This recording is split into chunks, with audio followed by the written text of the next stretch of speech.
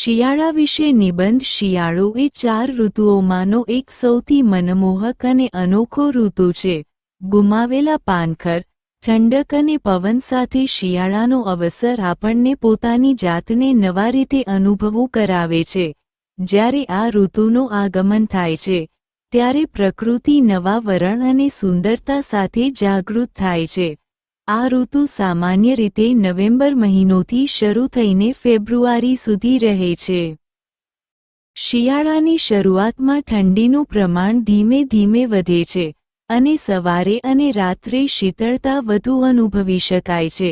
આ સમયગાળામાં પવન પણ સખત અને ઠંડો રહે છે, જે શિયાળાની તીવ્રતા વધારી આપે છે. આ ઋતુના આરંભ સાથે જ જીવનમાં એક નવું મૌસમ અને નવી જૈવિક સર્જનાત્મકતા જોવા મળે છે. ઠંડીથી બચવા માટે લોકો ગરમ કપડાં પહેરે છે, અને આ ઋતુમાં ગરમ પીયુંછું પીવું પણ સ્વાદિષ્ટ અનુભવ છે. શિયાળામાં હવામાનમાં થયેલા બદલાવના કારણે કૃષિ કાર્યમાં પણ થોડીવારથી સુધારો થાય છે. કપાસ, દ્રાક્ષ, ફલા અને શાકભાજીની ઉપજ થોડી વધુ સારી થાય છે.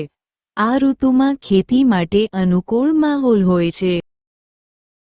આ ઉપરાંત શિયાળા મકાનમાં જવાનો, મોજમસ્તી કરવાનો અને સ્વચ્છ હવા અને ઠંડીનો આનંદ માણવાનો અવસર પણ આપે છે.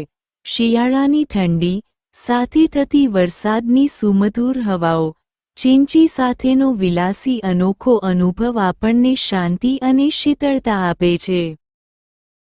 શિયાળા એ એક પ્રકૃતિની વિધિ છે જે હવા, પવન અને ગરમી વચ્ચે સંકર્ષણ સર્જે છે.